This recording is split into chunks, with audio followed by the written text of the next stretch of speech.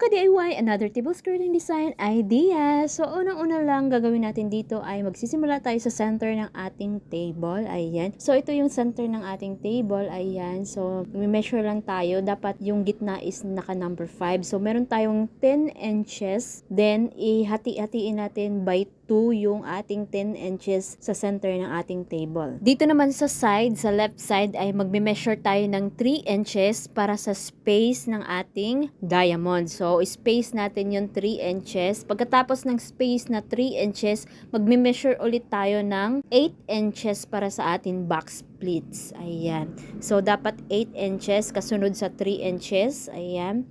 8. Then, hahatiin natin yung 8 inches. Lalagyan natin ng marking sa number 4. Ayan. So, 8 inches. Pagkatapos ng 8 inches, another 3 inches para sa space niya. Pagkatapos ng space, uulitin natin yung size na 10 inches para sa ating diamond. So, meron siyang 6 na marking para sa ating diamonds. Ayan. Pagkatapos ng 10 inches, another space na naman na 3 inches. So, mag-start na tayo. Ipin lang muna natin yung ating kulay red na clute. Ayan. So, dito sa dulo, so yung natirang size dito ay 5 inches. So, yun na yung magiging box splits natin. So, mag-measure lang tayo dito ng 10 inches para sa single pleats. So, single pleats lang muna yung gagawin natin. So, yung magiging size niya ay 10 inches dahil hahatiin naman natin siya. So, magiging 5 to 5 equals to 10. Ayan. So, ayan na yung nagawa na natin yung 10 inches na single pleats dahil yun yung sobra niya sa side. Then, ipipin lang muna natin dito sa may space. Pagkatapos, ipipin natin siya dito sa may another space sa right side. So, blanco natin yung para sa diamond. So, diretso lang natin yung clute. Pagkatapos, dito na tayo gagawa ng another single pleats. Ayan. So, ipipin na natin siya sa center. Sa center ng 8 inches, yung 4. Ayan. Then, gagawa ka dyan or magme-measure tayo ng 8 inches muna. Ayan. I-measure na natin para mas mabilis yung 8 inches. Then, ipin natin. So, ayan na yung single pleats niya na 8 inches. Then, ipipin ulit natin yung clute diretso dun sa kabilang side. Ayan. So, dun ulit tayo gagawa ng another 8 inches para sa ating single pleats. Ayan. At dito naman sa pinakadulo ng right side ng ating table. So, ito na yung magiging itsura niya. 4 yung single pleats. Pagkatapos natin magawa yung mga single pleats, gagawin na natin siyang box pleats. Ipa-flat na natin yung ating single pleats at ipin side to side. Ganun din yung gagawin natin sa lahat ng single pleats. So, 4 yan. So, 4 din yung gagawin nating box pleats.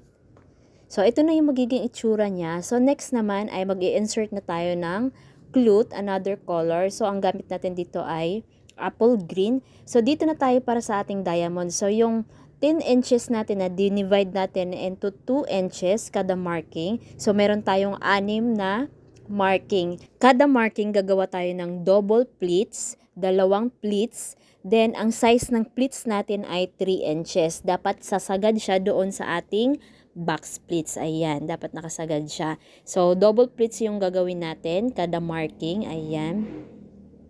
So, same size lang, tagti 3 inches yung haba ng ating pleats. So, meron tayong dyang 6 na pares. So, 12 pleatses lahat.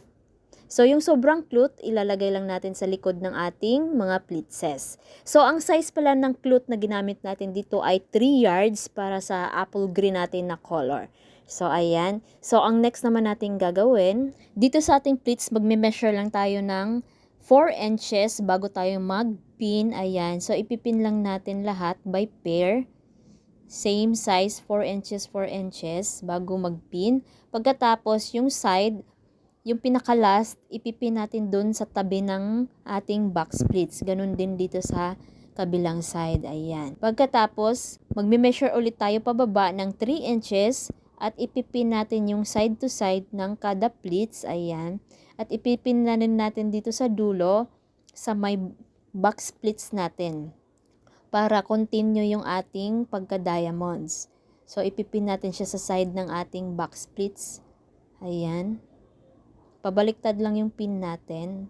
So, continue lang natin pagpipin. 3 inches, 3 inches. Ayan.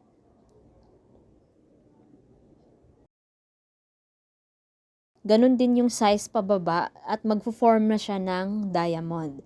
So, ipipin ulit natin dito sa side. Ayan. Para magkadikit lang yung ating mga diamonds dun sa clut ng ating back splits. So, i-continue lang natin hanggang pababa yung paggawa natin ng diamonds. Simula sa taas hanggang pababa yung paggawa natin ng diamonds. At ito na yung magiging look niya. Ayan. So, next naman natin gagawin dito sa taas naman ay ipipin natin by pair. Ayan. Para mag-form ulit siya ng diamond para maganda tingnan sa taas. Naka-form rin siya ng diamond. At ito na yung magiging look niya simula sa taas, pababa. Ayan, yung paggawa natin ng diamond.